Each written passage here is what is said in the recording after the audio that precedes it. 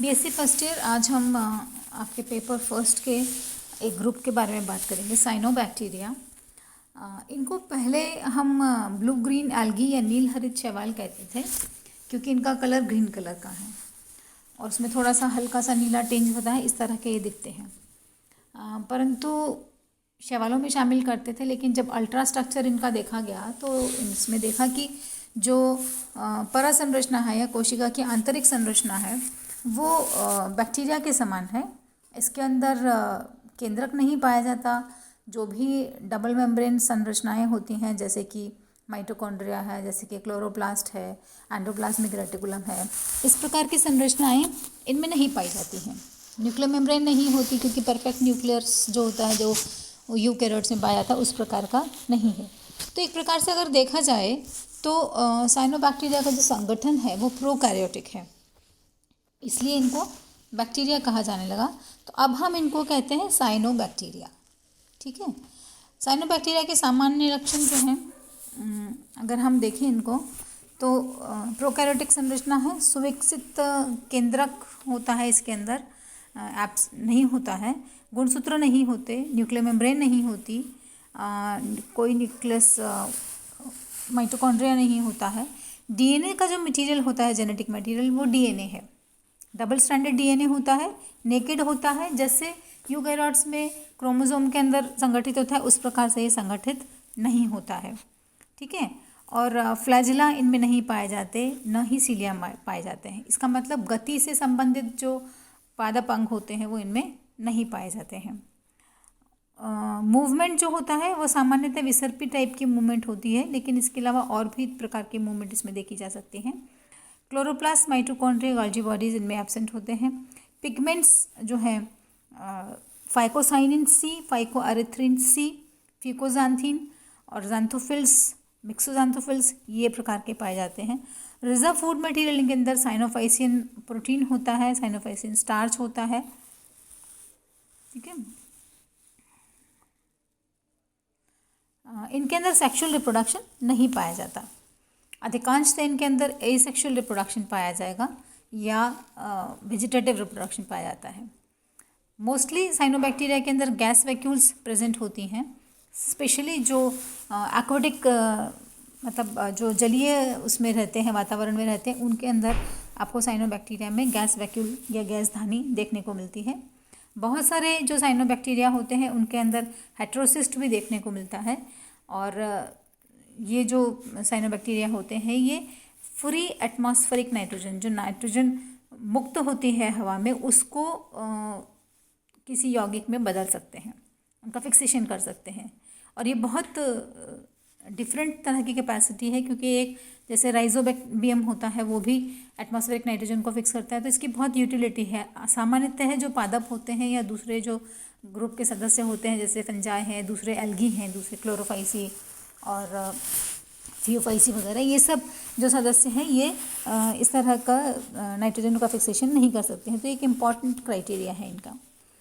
बहुत सारे साइनोबैक्टीरिया में गैडुको प्रभाव देखने को मिलता है। दैट मीन्स प्रकाश जो तरंग होती है, लाइट की जो वेव्स लेंथ होती है, उसके अकॉर्डिंगली वो थोड़ा सा कलर में परिवर्तन कर सकते हैं। इसको हम क्रोमैटिक अडेप्टेशन बोलते हैं, कॉम्प्लीमेंट्री क्रोमैटिक अडेप्टेशन।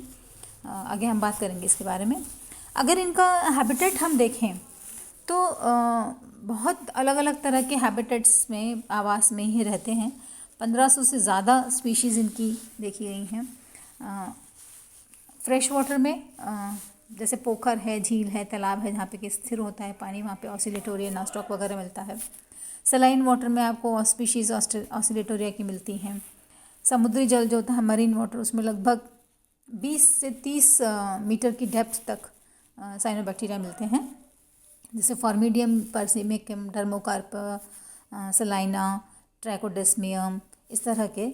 और इनका रंग जो होता है वो भी अलग अलग तरह का होता है। ट्राइकोडेस्मियम एरिथ्रियम जो है, उसमें इनका रंग जो होता है वो लाल रंग का होता है थोड़ा सा, तो उसकी वजह से पानी का भी कलर जो है वो लाल दिखता है, तो उसको हम लाल सागर भी बोलते हैं इसकी वजह से ही।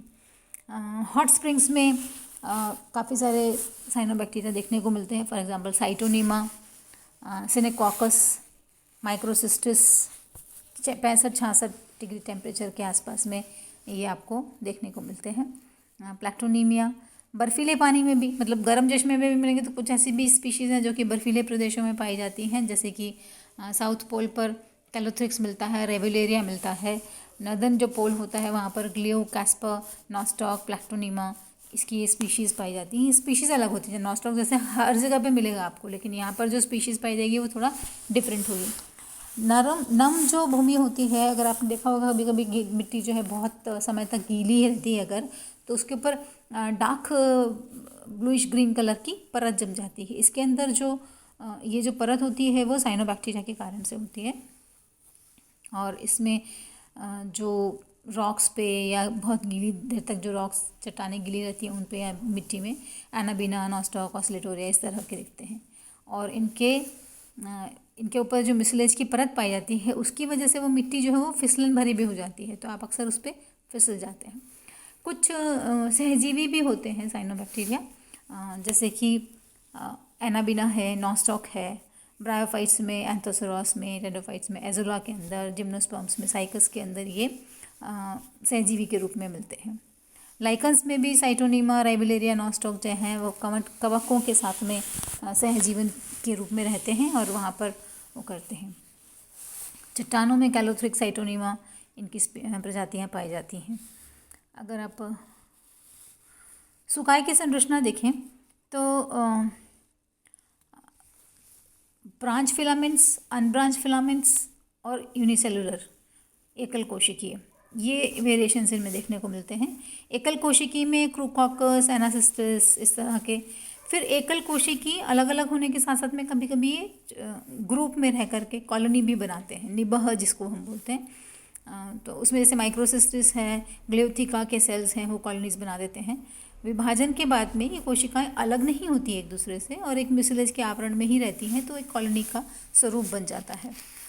तंतुमय टाइप के भी होते हैं, थ्रेड लाइक स्ट्रक्चर्स, जिसको हम ट्राइकोम बोलते हैं। ये ट्राइकोम्स ब्रांच्ड हो सकते हैं, अनब्रांच्ड हो सकते हैं। अनब्रांच्ड ट्राइकोम्स में काफ़ी कॉमन एग्जांपल जैसे नॉस्टॉक है, एनाबीना है, ऑसिलेटोरिया है।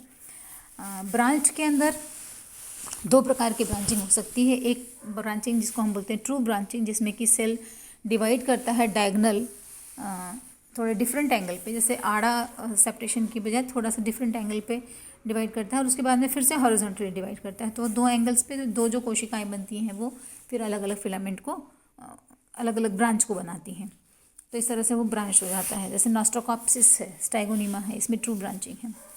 कुछ में सूडो ब्रांचिंग होती है। सूडो ब्रांचिंग में एक्चुअली फिलामेंट अगर हम कहें तो ब्रांचिंग नहीं है, उसमें म्यूसिलेज का जो आवरण होता है उसके अंदर जो फिलामेंट्स होते हैं वो इस प्रकार से व्यवस्थित होते हैं कि आपको ओवरऑल जो पिक्चर मिलती है वो इस तरह की मिलती है कि यहाँ पर शाखन हो रहा है।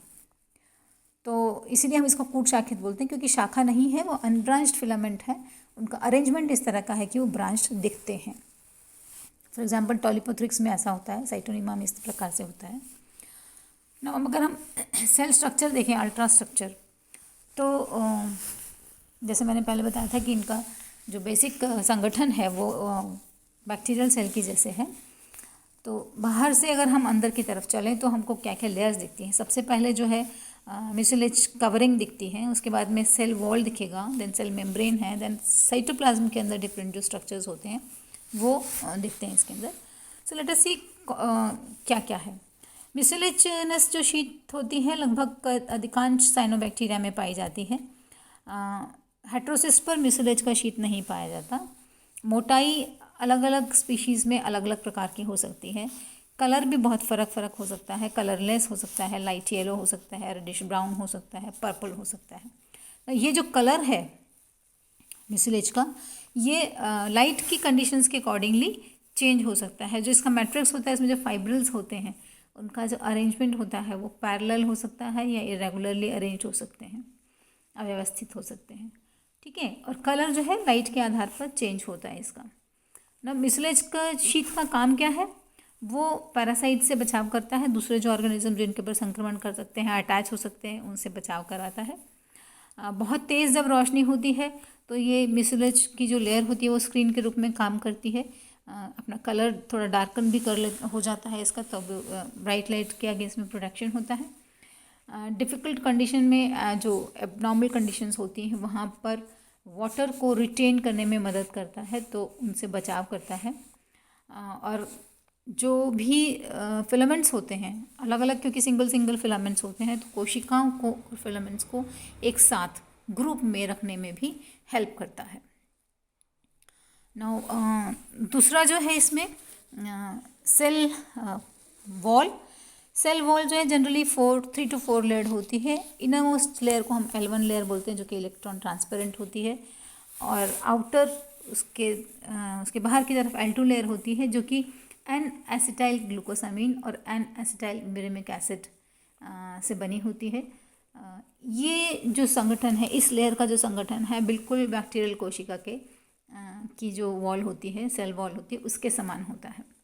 देन L3 लेयर होती है, जिसमें कि ट्रांसफर सेप्टम जो बनते हैं वो इस लेयर से बनते हैं, outer to the L2 layer. उसके बाद में नेक्स्ट लेयर जो होती है प्रोटीन लाइपोपॉलीसेकेराइड, ये वाली जो लेयर होती है L4 लेयर में। उसके अलावा कुछ फाइब्रिल्स इसमें होते हैं प्रेजेंट, जो कि L4 लेयर के बाहर भी पाए जा सकते हैं। तो इस तरह से 4 लेयर और एक एडिशनल लेयर भी हो सकती है, 3 से 4 लेयर्स। सेल मेम्ब्रेन 70 से 80 एंगस्ट्रॉम्स की मोटी होती है। सामान्यतः जैसी कंपोजिशन होता है वैसे ही लिपिड बाइलेयर और प्रोटीन से मिलकर बना होता है। लेकिन इसको प्लाज्मोलिसिस से सेपरेट नहीं कर सकते हैं सेल वॉल से। कईयों में ये जो मेम्ब्रेन होता है, ये जीनोफोर जो डीएनए एलिमेंट होता है इसका उससे जुड़ा हुआ रहता है। इस मेम्ब्रेन के ऊपर रेस्पिरेटरी एंजाइम्स भी प्रेजेंट होते हैं, और ये मेम्ब्रेन सेलेक्टिवली परमिएबल होती है। कुछ ही केमिकल्स को, कुछ ही सब्सटेंसेस को अलाउ करती है अंदर, कोशिका के अंदर जाना। प्रोटोप्लाज्म में अगर हम देखेंगे, आउटर को हम क्रोमोप्लाज्म बोलते हैं, जिसमें कि वेसिकुलर या थाइलाकॉइड्स प्रेजेंट होते हैं, जिन पर कि पिगमेंट पाया जाता है।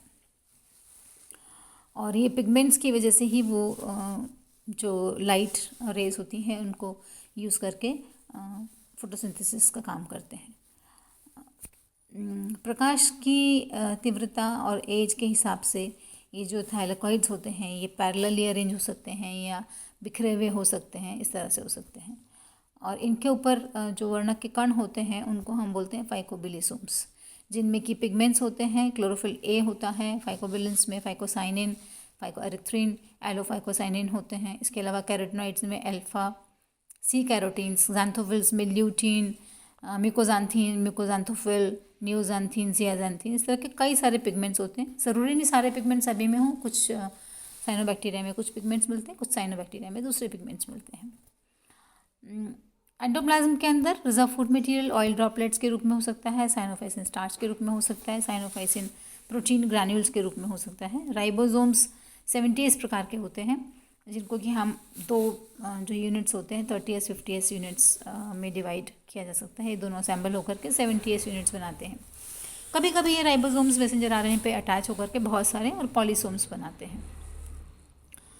न्यूक्लियर मटेरियल जो है वो प्रोकैरियोटिक है, कोई मेम्ब्रेन नहीं होता, कोई न्यूक्लियर प्लाज्म नहीं, क्रोमोसोम्स नहीं, हिस्टोन्स नहीं, न्यूक्लियर प्रोटीन्स नहीं, सिर्फ फाइब्रिलर डीएनए होता है, जो कि रॉड शेप या न्यूक्लियोइड के फॉर्म में हो सकता है या सर्कुलर हो सकता है।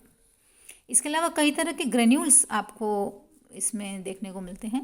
अल्फा ग्रेन्यूल्स, साइनोफाइसिन ग्रेन्यूल्स जो ग्लाइकोजन के जैसे होते हैं, पॉलीग्लूकोसाइड ग्रेन्यूल्स, साइनोफाइसिन ग्रेन्यूल्स में प्रोटीन होते हैं। इसके अंदर अकाइनेट्स जो होते हैं, इनके जो रिप्रोडक्टिव बॉडीज़ होती हैं उसमें इनकी मात्रा काफ़ी ज़्यादा होती है। इसके अलावा बीटा ग्रेन्यूल्स होते हैं जो अल्फा ग्रेन्यूल्स के समान छोटे होते हैं, जो कि स्टार्च ग्रेन्यूल्स होते हैं उससे, और शायद इसमें लिपिड्स पाए जाते हैं।